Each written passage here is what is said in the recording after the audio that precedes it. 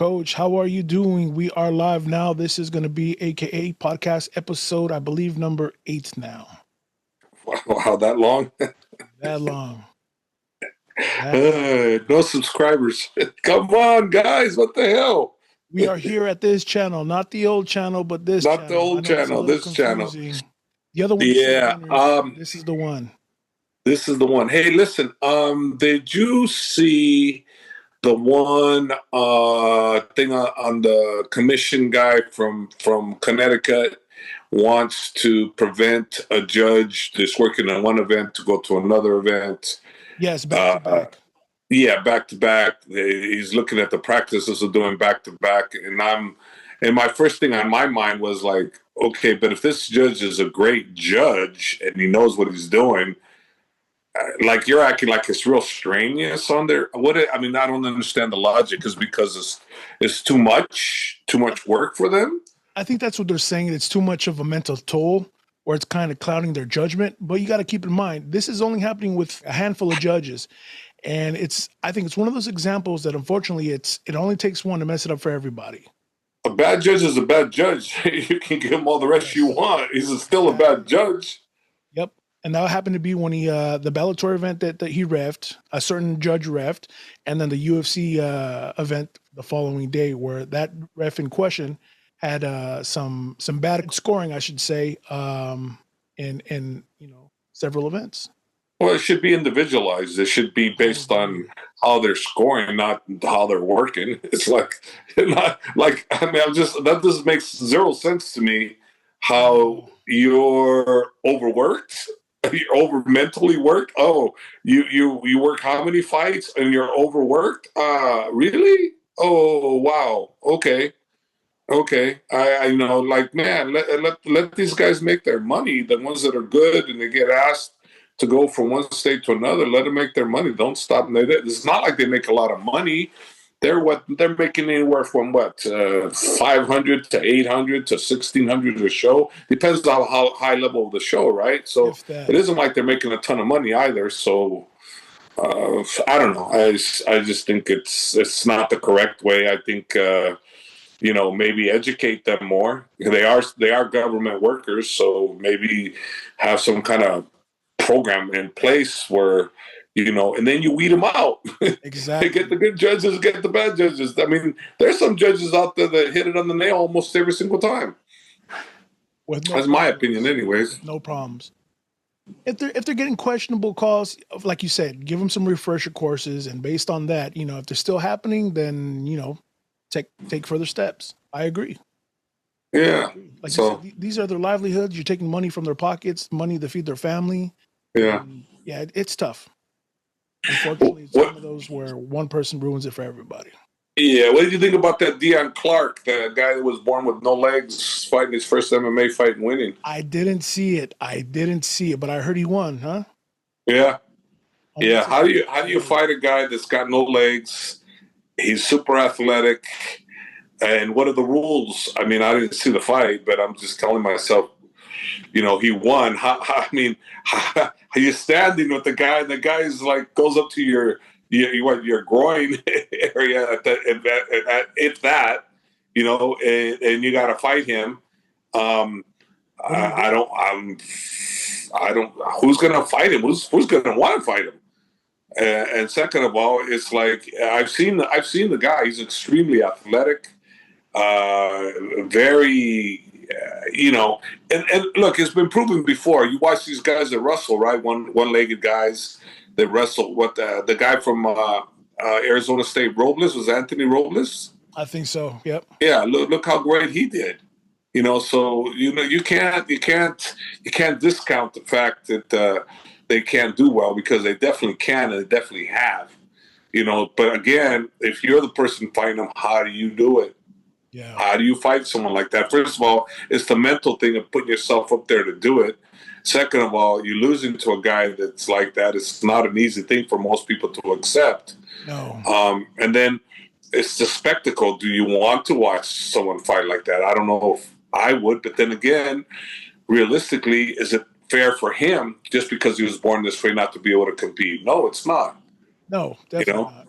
So it's big giant applause to him for putting himself out there. And let's be honest, he's at a huge disadvantage, and then he's got some advantages. But obviously, if he had legs and since birth, that he would have a bigger advantage because he's super athletic. But One hell of an athlete.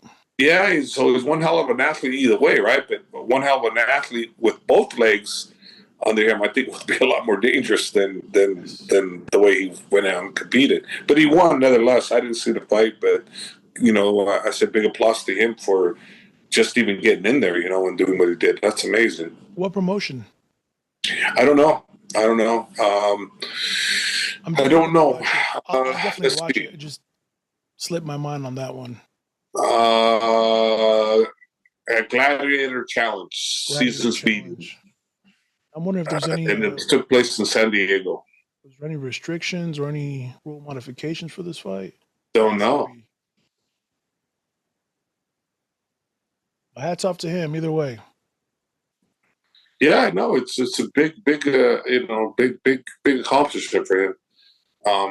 Did you see the UFC? What bouts did you watch? I watched all of the main card. So his fight went all 3 rounds, unanimous decision. Yeah, I just watched the Dion Clark. It was weird. It was weird because the guy has to get down to his level. I mean, I don't know. There must have been special rules because realistically, you would think, okay, I'm just going to stay at a distance and kick him. Yeah.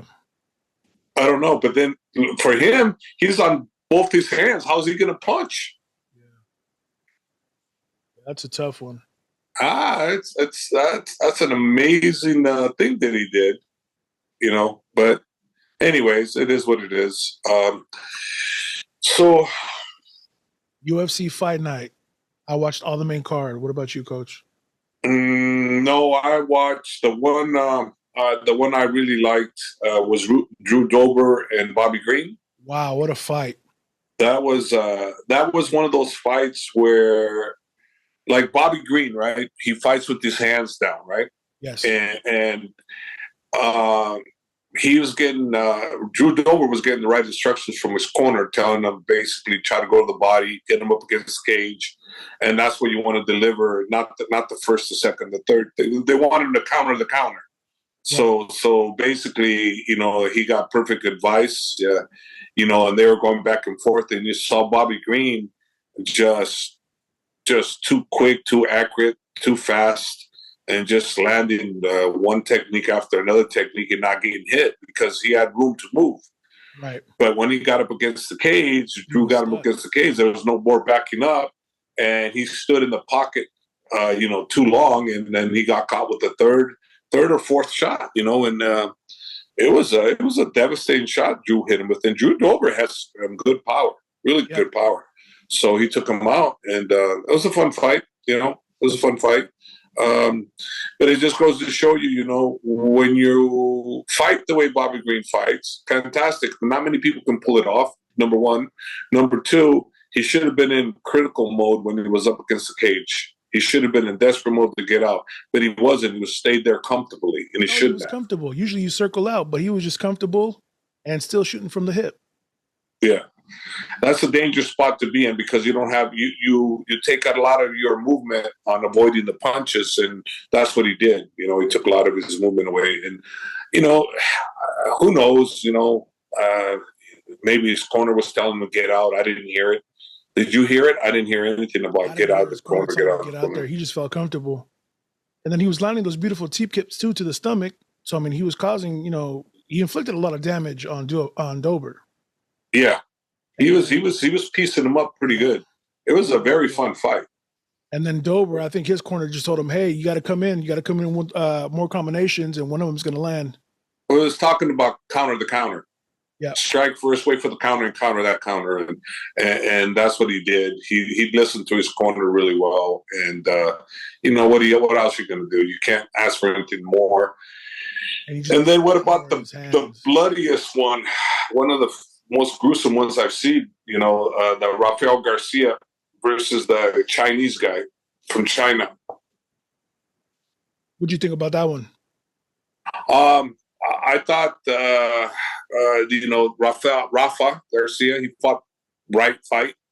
He went and pressured him and took him down. That's where he was going to dominate, and that's what he did. But he just proved that nothing was going to deter him from winning that fight, even though they said he lost about 20% of his blood. Jeez. Yeah. Can you imagine that? 20% of his blood, that they said he lost, it opened an artery, I guess, so wow. That's pretty amazing. He was able to perform like that after going through all that, not freaking out, so, I'm sure if they didn't get that thing stitched up, he'd be done. Yeah, but so quick. It has a gruesome fight, but it wasn't really a fun fight because I don't really like all that blood, so I can't say it was a fun fight. I just say it was a gruesome fight, and determination. Rafa won because he was determined, and he didn't get deterred by all that blood. And his opponent, for everything he did, he tried to win the whole time through. Yeah, didn't quit at all. Not one time did he quit. He kept trying to, get something to happen, and. You could see Rafa was so upset by being cut that he tried to cut him, when he had him on the ground. You see, it was driving right in his elbow, was grinding. He just didn't have enough leverage. But he wanted to cut him up real bad.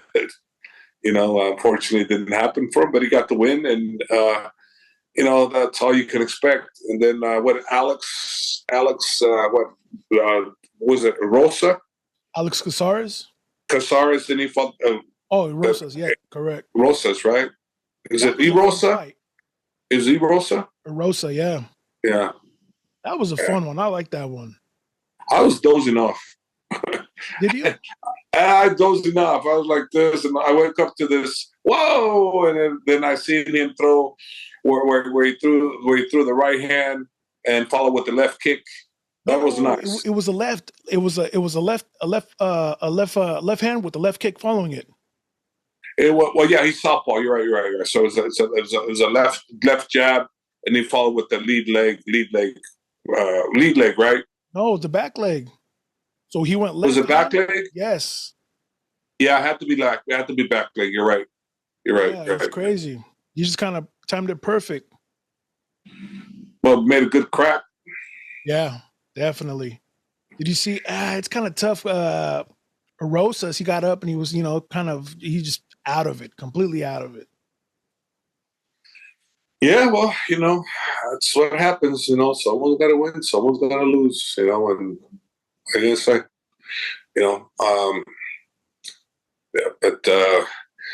from that fight, where do they go from there? Yeah.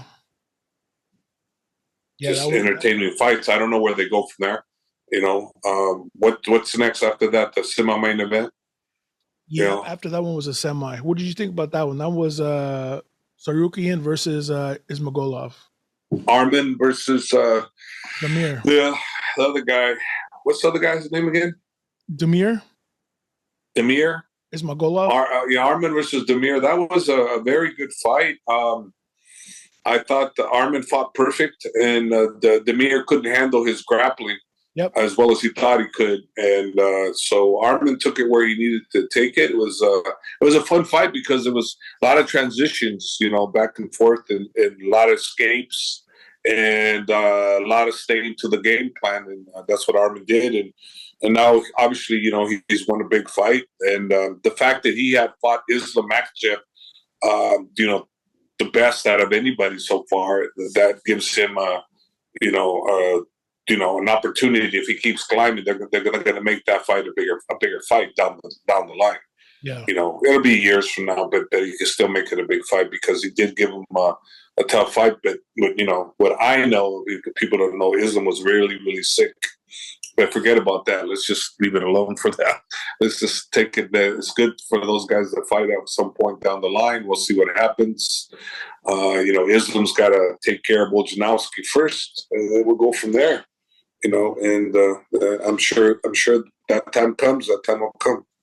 Say what you say, but Damir was a tough guy to take down. He stuffed a lot of the takedowns, and no, he did. He did. That's why I'm saying there are a lot of transitions. And there was a lot of chain action reactions type thing. And Armin fought right. He fought a good fight, real good fight, very technical, both of them. Yeah. It's just one was just a little stronger in the grappling and was able to deal more with it and stayed more tenacious with the grappling. And that's what ultimately won the fight. He who controls the ground is, where the fight goes is basically who wins the fight usually. And in this case, it was Armin, and he was inflicting the damage, where he needed to. And apparently these guys were both teammates, and nobody wanted to fight either or, so they took it upon themselves to fight, each other because no one else wanted to fight them. Well, another thing too, when you're talking about teammates, right? How much of the teammates were they really? Because realistically, when you got ATT, it's like an open house there. They accept so many people that come through. Whereas with me, a lot of people try to come through, and I want to let them in because there's a conflict between them and somebody in the gym. Yeah. That could happen where there's issues going on, and regardless of who they are, I don't accept them. Yeah.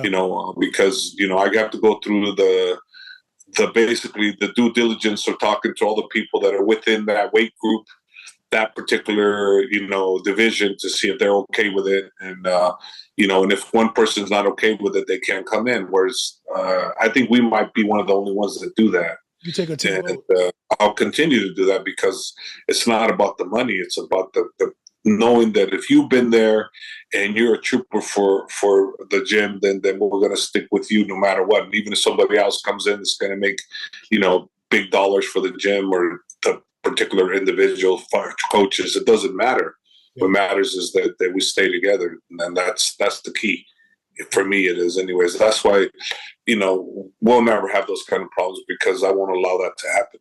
Because the way I look at it, if you guys are going to fight, you fight each other when it's for the title. And that's why you can't take too many people either in that same weight category that are going to fight from your gym, because you have a problem. We had that problem long time ago when we had we had 3 fighters in that same weight category. We had basically Mike Swick, Josh Koscheck, and John Fitch. All 3 of them were in that welterweight division.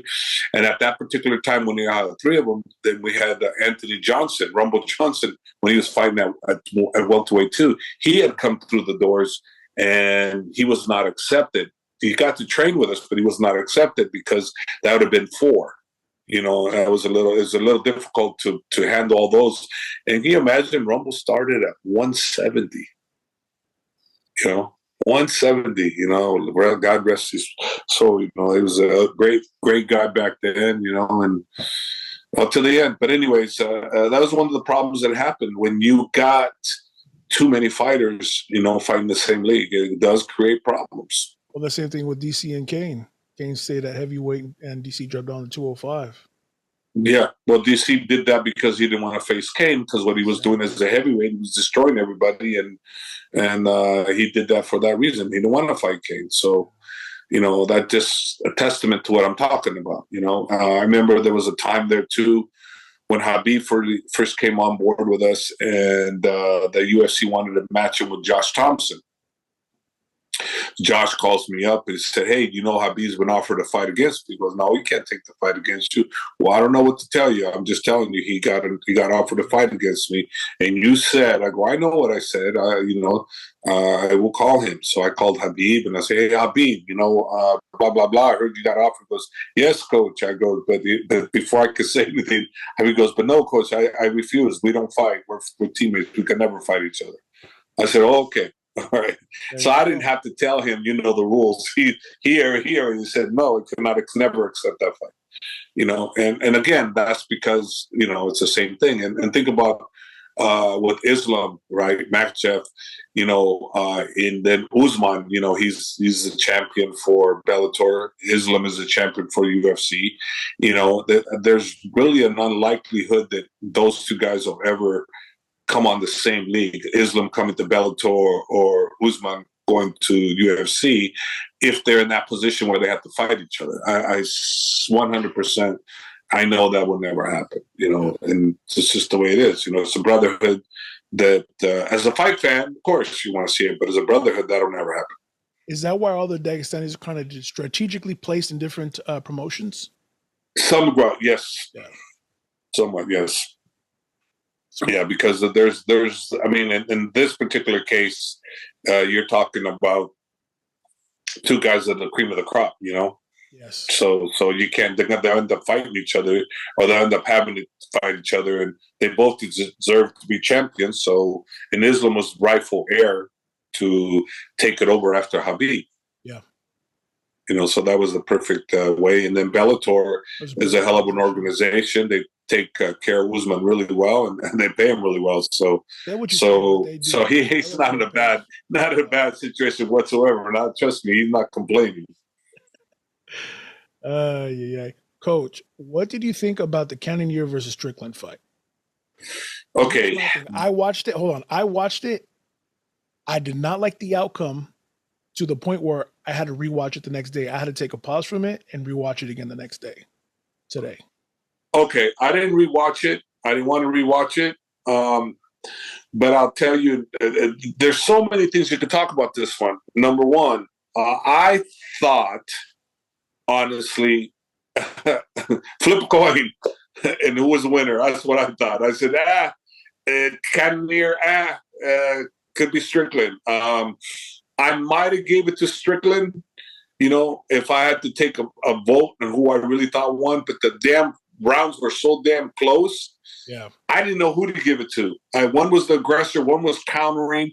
And throughout the whole fight, it was like that. When Cannonier put the pressure on, he apparently did the most. But then when he didn't, the harder shots were Cannonier. The more shots were landed by Strickland. Yes. But they were so close every damn round that I can see one judge giving this round to this person, the other person going the opposite, and I can see vice versa. This is one of those ones where it's not the judging criteria that was bad here, because even I was stuck on this one. And I don't know how many people might have judged it. I don't know. If I had to give it to anybody, I guess Strickland. But look at me. I'm saying I guess. It appeared like he got the better. But then the other part is, Cannonier did pretty damn good too. Right. So I don't know. I'm one thing for darn sure. This is no like Patty the Patty. It wasn't like that. No. There was nothing like that. Nor was it like the main event. That was horrendous. This was typical. Yeah, that's judging was not bad on this one. I can't say it was. A tough one. It was just tough. This really tough. Yeah, Strickland was countering well. Nice jabs. He was very fluid and very, very calm. It looked like he was just calm. I don't know. Cannonier, on the other hand, looked like he was struggling a little bit, and was putting more effort. Well, he landed the harder shots too, yeah, and he was the guy. He was the bull in the ring. He was the one pressuring, and so you got to remember, you got to be that guy too. You got to be pressuring. You got to cover the real estate, and he was covering it. He was coming, and Strickland was being more defensive, yeah. and but then again, I say he was being more defensive, but then when I say that, then I remember he was being offensive too. So Strickland was doing both. It's just. Like I said, if I had to judge and I was on that one, I'd probably favor Strickland. I would have Strickland as well. But again, anybody that says they favor someone else, like Cannonier, I'm like, yeah, okay, I give it. It was that close. It was one of those that like if you did a voting on that one, I bet you the vote would be really, really, really close, almost close to 50% both split down the middle. This isn't one of those 5% said that Strickland won. This is one of those 40-something, 50-something% said Strickland won. I guarantee it. If you do a voting poll on that, I guarantee you it's going to be one of those. It isn't going to be a clean breakaway. No way. This is one of those ones where good judges made good decisions. It's just which one did you vote for? That was it. Both of them fought excellent. It was a great fight. Yeah. The FuryFC happened today, but you didn't catch any of the FuryFC, huh? No, that's where our guys fight, right? Yes. Jacboe Smith, and then Nicky. Yep. So it was Freddie Rodriguez versus Nick Piccininni. That was one hell of a fight, man. How'd that one go? Was it stand up? So it was stand up. They were trading back and forth. Nick got caught with the left, and he actually got dropped, but he recovered quickly, went in for the shot. Basically, took Rodriguez down, ground and pounded him, and then he got him in a triangle choke. But it was weird because he was like in 3/4 mount against the cage, and he sunk it in and still got it. Nice. Yeah, in the first. And Jacboe, you said fought a guy that came in like almost 20 pounds over. He fought some guy named Tommy Britton, and the guy came in at 193.8 when they were originally scheduled to go to 175. So Jacboe actually had to gain weight. He tried to gain weight at the last minute and went up to 184.8. So he was still outweighed by almost 10 pounds. The guy looked massive compared to Jacboe. He was taller than Jacboe, longer, and just heavier. You can see it. And yeah, he just put on one hell of a performance. You know, he opened up with Jacboe threw with a leg kick to start the round. Pretty much got in a double, took him down, grounded and pounded him. The guy turned over, turtled, and just ground and pound. That was it in the first. Yeah, Jacboe is he's special. Yes. You know, Nicky's a grinder, and he keeps getting better and better all the time. You know, so yeah, no, they're very happy for them. You know, good guys. So what are we going now? This is it, right? That's pretty much MMA's done. MMA's done to the new year. MMA is done for the for this year.